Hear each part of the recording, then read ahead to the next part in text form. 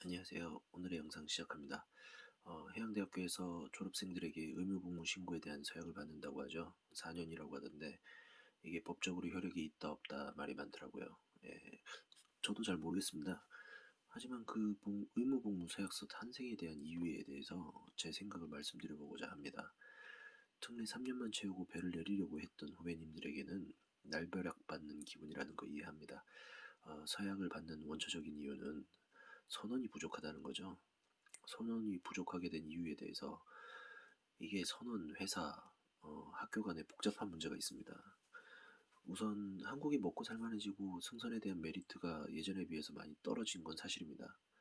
요즘에는 배를 타도 육상에 비해서 연봉이 2배, 3배, 4배 이렇게 벌어지는 것도 아니고 오히려 연봉이 비슷하거나 더 떨어지는 경우도 있습니다. 그리고 워라밸이 인생에 있어서 중요해지다 보니까 빨리 공무원을 해서 안정적인 생활을 하고 싶어하는 후배님들도 많은 것으로 알고 있습니다. 저 역시 20대, 30대 때 비슷한 생각을 했던 경우가 있어서 10분 이해합니다. 하지만 이미 90년대부터 승선의 메리트는 점점 떨어져 갔고 졸업생의 90% 정도는 특례 이후 승선을 하지 않게 되었죠. 이건 예전부터도 그랬고 아주 고질적인 문제였습니다. 그러나 2010년 이후부터는 이것이 오히려 더 안 좋아지면서 특례로 승선을 하고 있는 학생들조차 그만두고 군대를 가게 되는 경우도 발생하고 인터넷의 발달에 따라서 개인이 올린 영상이나 의견들이 부풀려서 각 해운회사의 존폐를 위협할 만큼 경영 위협을 하게 되죠. 물론 승선 중에 사고를 당하신 분들께는 심심한 위로의 말씀을 드립니다만 어느 곳이나 산업 현장에서는 사고가 발생을 하죠. 그것이 시스템이 되었든 피해자의 실수가 되었든 상부의 부당한 지시로 인해서 발생한 사고였든 간에 말이죠. 이러한 일이 자주 발생하면서 해운회사 차원에서도 한국 실습생 선원들을 기피하게 됩니다. 필리핀 실습생 선원들은 일이 힘들다고 부당한 대우를 받았다고 승선 도중에 갑자기 무리를 일으키거나 하는 일이 매우 드물거든요. 하지만 요즘 한국 실습생들은 학생의 신분으로서 승선을 하는데 노가다의 인력이 착취된다면서 회사에, 미디어에, 인터넷에 이렇게 불만을 표하는 빈도가 높아지고 회사 내에서도 상당한 부담이 돼서 주말에는 실습생들을 일을 시키지 말라고 하고 하루 8시간을 지켜서 일을 시키라고도 하고 이런 식으로 회사에서도 이제 승선을 하는 시니어 사관들에게 신신당부를 하더라고요. 저 역시 실습생들에게 이제 책임의 범위를 넘는 과도한 업무를 시키는 것은 문제가 있다고 생각을 합니다. 하지만 이제 배라는 특성상 입출항이 무슨 데이타임이나 평일, 주말을 구분해서 들어가는 건 아니지 않습니까? 그런데도 실습생들을 스탠바이 때 부르지도 못하는 것에 적잖이 놀랐습니다. 이게 이제 제가 꼰대 마인드가 아직까지 있어서 그런 것일 수도 있긴 하겠지만 나이를 먹고 이제 사회생활을 하다 보니까 이제 회사 입장을 생각 안 할 수도 없더라고요. 이렇게 이제 점점 한국 실습생 및 이제 선원들의 관리가 어려워지면서 현장에서 선기장님들조차 한국 실습생들을 안 받으려고 합니다. 이렇게 되면 해양대생들의 실습 인원이 점점 더 줄어들고 실습 인원이 줄어들면 취업이 더 힘들게 되겠죠. 악순환의 반복이 아닌가 싶습니다. 회사는 최소의 투자로 최대의 이윤을 내는 것이 목적입니다. 그렇기에 회사에서는 실습비 대략 30만 원, 그리고 식비, 각종 물품 및 교육료라는 명목하에 실습생들을 적은 비용으로 3기사 일을 배우게 하면서 그 학생의 자질을 판단하게 됩니다. 학생은 상선에서의 실습이 추후 연계 취업하기 전에 매우 유리하죠. 실습 기간에 회사에 실습을 안 가고 학교에 있는 실습배를 타도 되지만 쉽게 취업하기 위해서 대부분 상선에서 실습을 합니다.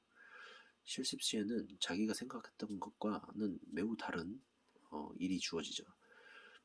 사관의 일을 시키기에는 실습생들이 이제 업무도 잘 모르고 배도 산업 현장이다 보니까 가르치면서 일을 하기도 쉽지가 않고 또한 실습생들은 책임이 없기 때문에 사고 발생 시 문제가 생기면 큰일이 나기 때문이죠.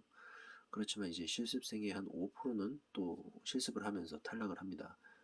그것이 사회생활에, 승선생활에 부적응을 했다거나 혹은 사람에게 대였기 때문이죠.